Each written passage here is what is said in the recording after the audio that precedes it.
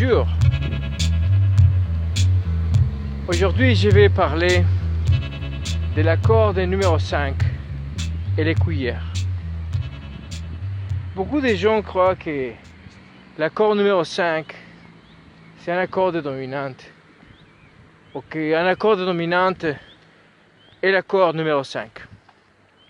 Et puis, c'est pas faux. Depuis certains points de vue, l'accord de dominante pourrait être l'accord numéro 5 de la même façon que un accord numéro 5 pourrait être un dominant. Mais c'est pas forcément la seule qualité. L'accord numéro 5 naît à partir de la note numéro 5 de la gamme. Et si on parle de la gamme majeure, que c'est la gamme la plus utilisée, et sur laquelle par exemple l'accord 5 pourrait être dominant.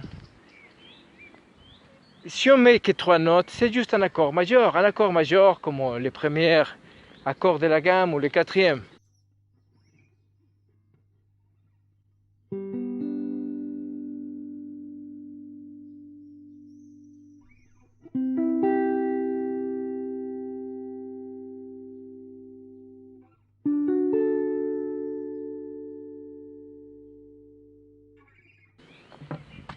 Là où tout le monde se frotte les mains et on dit waouh, c'est les 5, c'est quand on rajoute une quatrième note.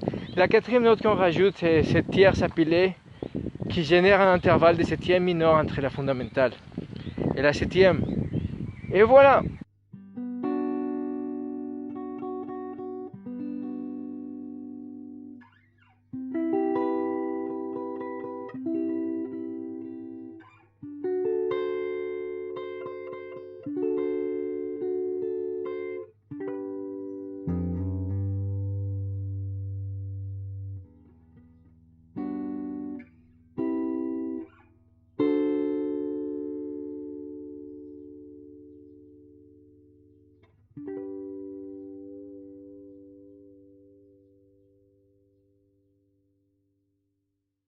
Ça, c'est l'énorme différence sonore, si on veut, de l'accord de 1, de l'accord de 4 et de l'accord de 5.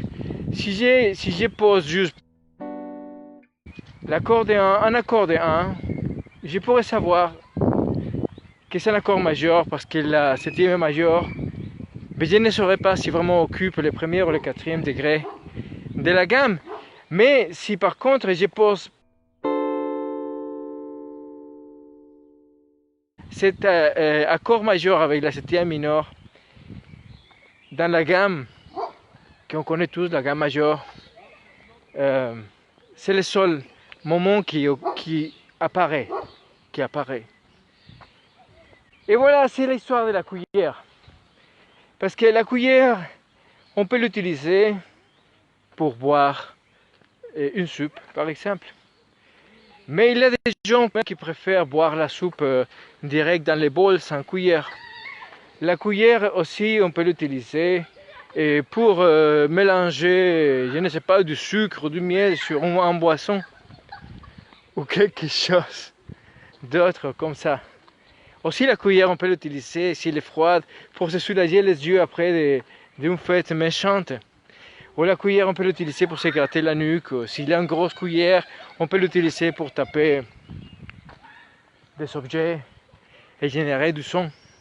Et on peut utiliser 2 cuillères pour faire paki piki piki paka, les spoon man, chose qui c'est très bien. Alors je crois que toutes ces façons d'utiliser la cuillère sont absolument légitimes.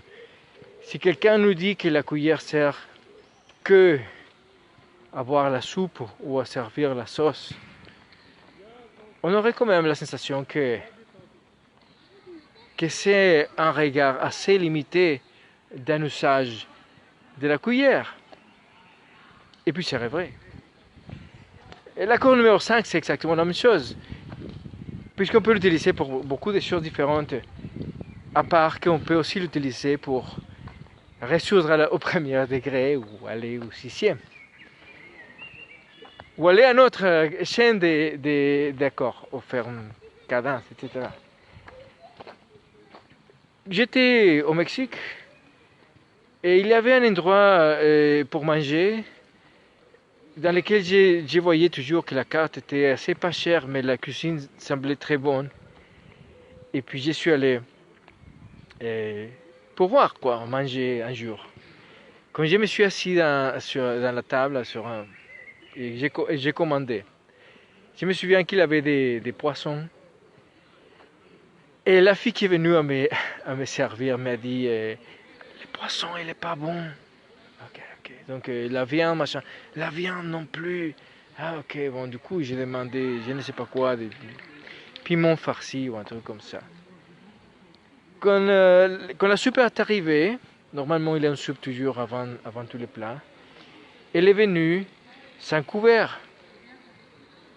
Et j'ai regardé autour de moi et j'ai vu que tout le monde buvait droit quoi. Donc j'ai fait la même chose.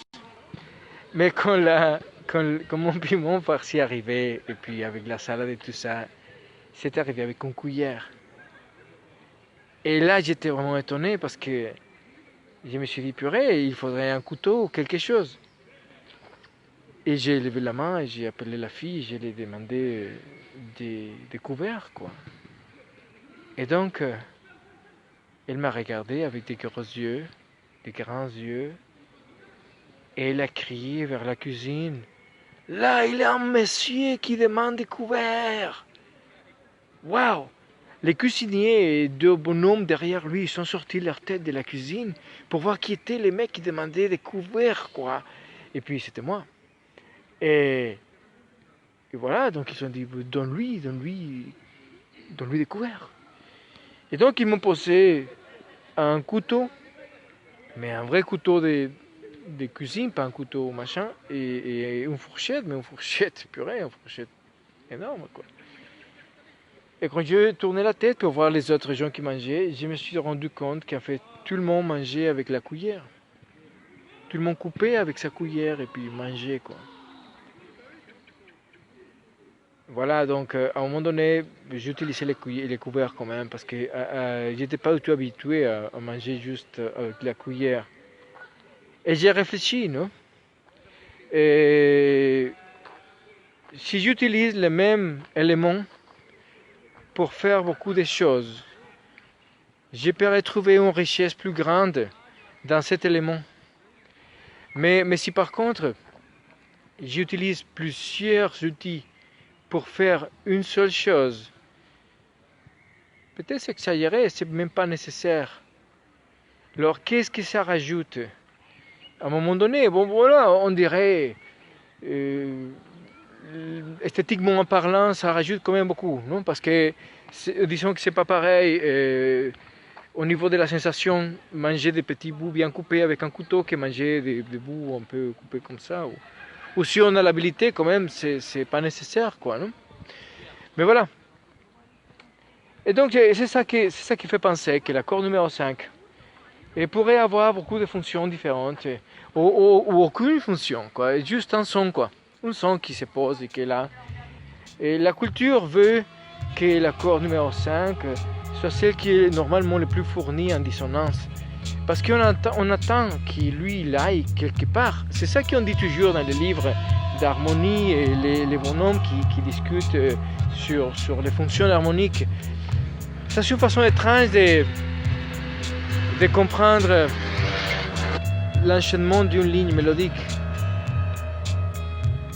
Il y aurait des autres. Déjà, il y aurait par exemple des accords dissonants qui sont autosuffisants et qui ne veulent pas forcément aller nulle part. Et il y aurait des autres accords qui sont plus ou moins dissonants, qui veulent aller quelque part mais qui ne vont pas non plus.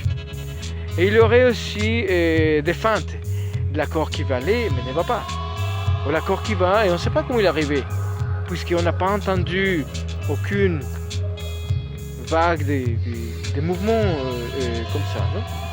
Voilà. Voici l'histoire des cuillères et de l'accord numéro 5 de cet après-midi. Passez une bonne journée et puis